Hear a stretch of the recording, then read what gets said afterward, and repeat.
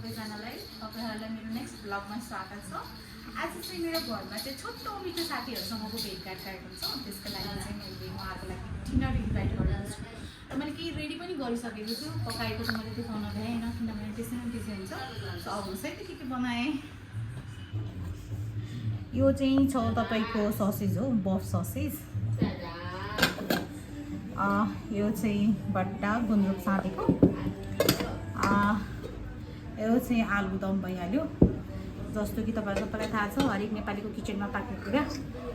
And this is chicken, यो चाहिँ chicken हो। एन्ड यो चाहिँ चौथो साथीको लागि चाहिँ रेडी बनाएको क्युकुम्बर, क्यारोट, खोर्सानीहरू छ। चौथो चाहिँ खाने बेला मात्रै साट्छु किनभने ओसिहाल्छ नि त। सो अहिले नबनाऊ। यो सँगसँगै हामी चाहिँ खाना पनि खान्छौँ। यहाँ चाहिँ मैले खाना रेडी पारिसकेको चाहिँ छु, तातो तातो।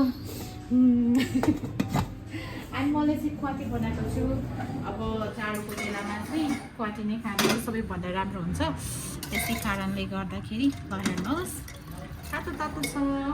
अब सबै कुरा रेडी भइसकेको छ। अब साथीहरूलाई पुरौँ। आज म तपाईहरुलाई देखाउँदै गर्दैछु। बाई। हाय, मेरो साथी बबिता आउनुभयो आज। ल गयो त्यसो भए गयो त एकछिनमा आउँछ। हो ल साथी वेलकम। थ्याङ्क यू यार। भर्खर आएको यार भर्खर केटाहरू आज टन्नै थियो पसलमा थियो। ए ल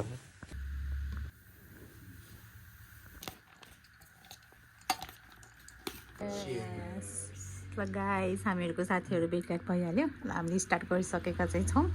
Babita and Subhash, hi. Hello. He is late today. अनि मेरो हस्बेन्ड सफल। नमस्ते। बोर्ड केमा बेबी? घन्टीमा। सो यो हाम्रो चाहिँ स्प्राइट, लेमन अनि बियर नुन हामी दुईटाको लागि फर लेडिज। इन्जोय।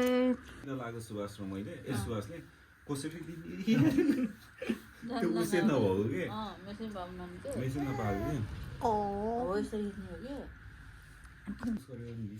दिन्छ नि त। दिदीको म गएको त कसरी लिने भएको कि अब यत्रो लिनै नआयो जस्तो हो कि बाँकी के थुके भएर लिन सक्यो नि त।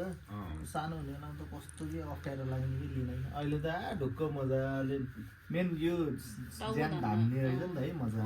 मेरो बाबु रातको 10 भइसकेको छ, फेरि पनि सुतेको छैन। अब हामी बाबा मम्मीहरू बोलेको सुनेर उठेर आएको छ। त्यसै भयो डिस्टर्ब भयो बाबालाई हो, त्यस्तो भयो थाहा छैन। एउटा डिस्क्लेमर चाहिँ के दिन्छ भने बच्चाहरूको अगाडि बसेर कहिले पनि साथमा यसरी खाना चाहिँ नहुने हो। तर अनफर्चुनेटली मेरो बच्चा चाहिँ सुतिसकेको बच्चा पनि उठेको हो र सुताउँदा पनि सुत्दैन मानेन। त्यही भएर काठमाडौँले चाहिँ फकाउन लाग्यो है। कसैले पनि नराम्रो नसोच्नु होला। अरे नुनु गर्ने होइन बाबाले। ल अङ्कललाई चाहिँ उस गरिदियो।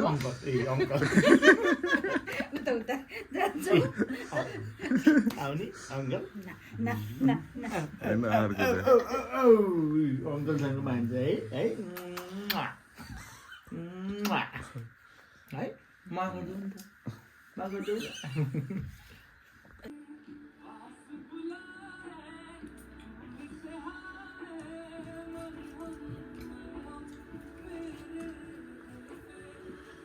गाइस रमाइलो भयो नि एकदम रमाइलो भयो।